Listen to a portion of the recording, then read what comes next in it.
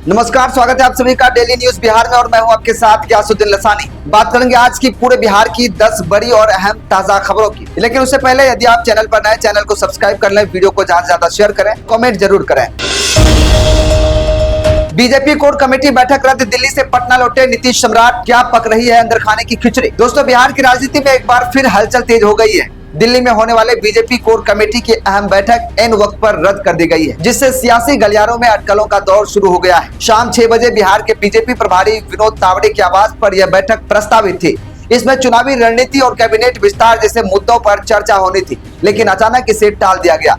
इसी बीच मुख्यमंत्री नीतीश कुमार और डिप्टी सीएम सम्राट चौधरी ने भी अपना दिल्ली दौरा बीच में ही खत्म कर पटना लौटने का फैसला किया है। दोनों नेताओं का यह कदम कई संकेत दे रहा है। राजनीतिक जानकारों का मानना है कि दिल्ली से पटना तक की यह तेजी किसी बड़े फैसले की आहट है। सत्ता समीकरण में बदलाव या नई रणनीति पर काम चल रहा हो सकता है। सूत्रों के मुताबिक राज्य में नेतृत्व परिवर्तन को लेकर भी चर्चाएं तेज है। एनसीईआरटी 9वीं किताबें गायब, नई क्लास शुरू, बिना बुक्स पढ़ाई से छात्रों में हड़कंप। नया शैक्षणिक सत्र 2026-27 शुरू हो चुका है, लेकिन कक्षा 9वीं के छात्रों के हाथ अब तक खाली है। जहां हर साल नई किताबों को लेकर उत्साह रहता है, तो वहीं इस बार उत्सुकता चिंता में बदल गई है। नई शिक्षा नीति के तहत सिलेबस में बदलाव के कारण पुरानी किताबें बेकार हो गई हैं, लेकिन नई एनसीईआरटी किताबें अभी तक बाजार में नहीं पहुंची, जिससे छात्रों और अभिभावकों को परेशानी बढ़ गई है। इस बार साइंस, सोशल साइंस, मैथ्स और इंग्लिश जैसे विषयों में बड़े बदलाव किए गए हैं। कई नए चैप्टर जोड़े गए हैं, जबकि कुछ हटाए भी गए हैं। स्कूल खुल रहे हैं और क्लासेस शुरू होने वाली है, लेकिन छात्रों के पास पढ़ने के लिए जरूरी किताबें ही नहीं है। ऐसे में पढ़ाई की शुरुआत अधूरी नजर आ रही है। कॉलर पकड़ा, वर्दी फाड़ी, मुजफ्फरपुर में पुलिस अफसर से भिड़ गई महिला, सिपाही ने छुड़ाया। बिहार के मुजफ्फरपुर में एक पुलिस अफसर के साथ बदतमीजी का हद हो गई। एक महिला ने पहले कॉलर पकड़ा, फिर वर्दी फाड़ दी। मौके पर मौजूद सिपाही ने उन्हें मुक्त कराया। घटना मुसहरी थाना क्षेत्र के प्रहलादपुर गांव में गुरुवार की, जब भू विवाद में दो गुटों के बीच मारपीट हो गई, जिसकी सूचना पाकर पुलिस पहुंची थी। भीड़ ने पुलिस कर्मियों पर कुदाल से हमला करने का प्रयास किया, दारोगा की वर्दी फाड़ दी और कॉलर पकड़कर मारपीट की। एसएसपी कांतेश कुमार मिश्रा ने कहा कि मामले में प्राथमिकी दर्ज करके आरोपितों के खिलाफ कार्रवाई की जाएगी। मारपीट की इस घटना में दोनों ओर से कई लोग घायल हो गए। सूचना पर पहुंची पुलिस से लोग उलझ गए। एक युवक ने पुलिस की गाड़ी की चाबी ड्राइवर से छीन ली। चाबी मांगने पर डायल 112 पे चालक की जमकर कुटाई कर दी गई। सभी घायलों को पीएचसी में भर्ती करवाया गया है। पटना में प्रदूषण पर हाई कोर्ट सख्त, बोर्ड और पुलिस को फटकार, थानेदारों से मांगी रिपोर्ट। पटना में वायु एवं ध्वनि प्रदूषण की गंभीर स्थिति पर पटना हाई कोर्ट ने कड़ी नाराजगी जाहिर की है। न्यायाधीश राजीव रॉय की एकल पीठ ने सुरेंद्र प्रसाद की अवमानना याचिका पर सुनवाई करते हुए कहा कि बिहार राज्य प्रदूषण नियंत्रण बोर्ड प्रदूषण रोकने में पूरी तरह से विफल रहा है। बोर्ड की ओर से वरीय अधिवक्ता शिवेंद्र किशोर ने कार्रवाई रिपोर्ट दाखिल कर मैरिज हॉल को नोटिस और निर्माण स्थलों पर ग्रीन नेट के इस्तेमाल की बात कही है। मगर न्यायालय मित्र अजय ने कोर्ट को बताया कि नगर निकाय को लिखे गए पत्रों का कोई रिकॉर्ड ही नहीं है। सुनवाई के दौरान थानों की कार्यशैली भी कटघरे में आ गई। रुपसपुर थाना की ओर से कोर्ट ने बताया कि उन्हें एसपी का संचार देर से प्राप्त हुआ, जबकि कदमकुआं थाने ने स्वीकार किया कि डीजे के खिलाफ एफआईआर तो दर्ज की गई, लेकिन उक्त वाहन पंजीकृत नहीं था।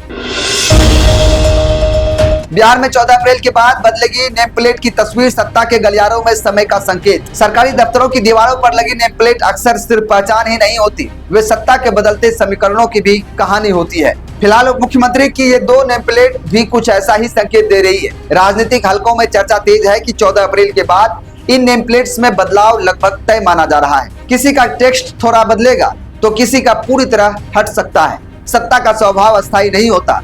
आज जो नाम चमकदार अक्षरों में दर्ज है, वो कल बदल भी सकता है। यही लोकतंत्र की खूबसूरती भी है और उसकी चुनौती भी। इन नेम प्लेट से ज्यादा महत्वपूर्ण वह संदेश है जो समय दे रहा है कि पद अस्थायी है, लेकिन काम और फैसले अस्थायी असर छोड़ते हैं। राजनीति में समय सबसे बड़ा निर्णायक होता है। सही समय पर लिया गया निर्णय किसी को शीर्ष तक पहुंचाता है, तो वहीं चूक किसी को हाशिए पर भी ले जा सकती है। बिहार मुखिया चुनाव पर संकट, पंचायत परिसीमन नहीं होने पर हाईकोर्ट सख्त, प्रतिनिधियों का ऐलान, अब नहीं चलेगा न्याय। बिहार में पंचायत परिसीमन और आरक्षण को लेकर विवाद गहराता जा रहा है। पंचायत प्रतिनिधियों की लड़ाई अब निर्णायक मोड़ पर पहुंच गई है। पटना हाईकोर्ट में सिविल रीट याचिका संख्या 4771/2026 की सुनवाई के दौरान न्यायालय ने महत्वपूर्ण निर्देश जारी किए हैं और मामले को गंभीरता से लिया है। याचिकाकर्ताओं ने आरोप लगाया कि वर्तमान पंचायत परिसीमन त्रुटिपूर्ण, असंवैधानिक और जनसंख्या मानकों के विपरीत है। याचिका में पंचायतों का नए सिरे से परिसीमन 2022-23 के जाति आधारित सर्वेक्षण के आधार पर आरक्षण लागू करने और सही परिसीमन के बिना चुनाव न कराने की मांग की गई है। तेजस्वी बोले बिहार सरकार का खजाना खाली है, जेडीयू का पलटवार, लालू के लाल का दिमाग खाली। बिहार की राजनीति में आरोप प्रत्यारोप तेज हो गए हैं। नेता प्रतिपक्ष तेजस्वी यादव ने राज्य सरकार पर खजाना खाली होने, वित्तीय अराजकता और कानून व्यवस्था में विफलता का आरोप लगाया है। उन्होंने वेतन पेंशन में देरी का भी जिक्र किया। तेजस्वी यादव ने कहा कि राज्य में गंभीर वित्तीय और प्रशासनिक अराजकता की स्थिति है। डबल इंजन की सरकार पूरी तरह विफल हो चुकी है। उन्होंने दावा किया है कि सरकार का खजाना खाली है, कर्मचारियों, मंत्रियों और यहाँ तक कि उन्हें खुद भी वेतन नहीं मिला है। साथ ही पेंशन भुगतान में भी देरी की बात कही है। तेजस्वी ने फारबिसगंज की दोहरी हत्या का जिक्र करते हुए कहा कि ये प्रशासनिक विफलता का बड़ा उदाहरण है। पुलिस पर मुखदर्शक बने रहने का आरोप लगाया है। उन्होंने कहा कि राज्य सरकार की कोई ऐसी उपलब्धि नहीं है जो राष्ट्रीय स्तर पर खड़ी उतर सके। भाजपा पर व्यक्तिगत हमले करने का भी आरोप लगाया। राज्यसभा पहुंचे नीतीश कुमार, फिर जीतन राम मांझी ने क्यों नहीं दी बधाई। दोस्तों, नीतीश कुमार ने राज्यसभा सदस्य के रूप में शपथ ली, जिससे बिहार की राजनीति में नया मोड़ आ गया है। प्रधानमंत्री मोदी सहित कई नेताओं ने उन्हें बधाई दी, लेकिन जीतन राम मांझी ने बधाई देने से इनकार कर दिया। शपथ ग्रहण में बिहार के बड़े नेताओं के साथ कई केंद्रीय मंत्री भी शपथ ग्रहण के दौरान मौजूद रहे।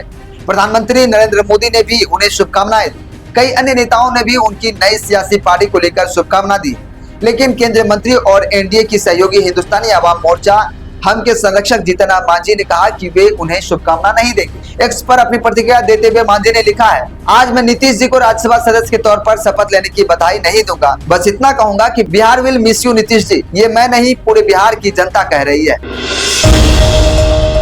बिहार में सिविल जज के 173 पदों पर निकली बहाली, आवेदन की आखिरी तारीख से पहले भर ले फॉर्म। दोस्तों, बिहार लोक सेवा आयोग यानी बीपीएससी ने सिविल जज के 173 पदों पर भर्ती निकाली है। लॉ ग्रेजुएट्स 30 अप्रैल 2026 तक bpsc.bis.nic.in पर जाकर अपना ऑनलाइन फॉर्म आसानी से भर सकते हैं। क्या आप भी कानून की पढ़ाई पूरी करने के बाद अदालत में जज की कुर्सी पर बैठने का ख्वाब देख रहे हैं? अगर हाँ, तो आपके लिए बिहार से एक बेहद शानदार और पक्की खबर सामने आई है। बिहार लोक सेवा आयोग बीपीएससी ने 33वीं बिहार न्यायिक सेवा परीक्षा 2026 का ऐलान कर दिया है। इसके तहत सिविल जज यानी जूनियर डिवीजन के पदों पर बम्पर बहाली निकाली गई है। आयोग ने अपनी आधिकारिक वेबसाइट bpsc.bis.nic.in पर 25 फरवरी 2026 को इसका पूरा नोटिफिकेशन जारी कर दिया है। वहीं बात करें आज बिहार में मौसम की, तो मौसम ज्यादातर सामान्य रहने की संभावना है। दिन के समय तापमान लगभग 30 से 35 डिग्री सेल्सियस के बीच रह सकता है, जिससे हल्की गर्मी महसूस होगी। वहीं रात के समय तापमान गिरकर 20 से 25 डिग्री सेल्सियस तक आ सकता है, जिससे मौसम थोड़ा सुहावना हो जाएगा। आसमान की स्थिति की बात करें तो पूरे दिन हल्के बादल छाए रह सकते हैं, लेकिन ज्यादातर समय मौसम साफ ही रहेगा।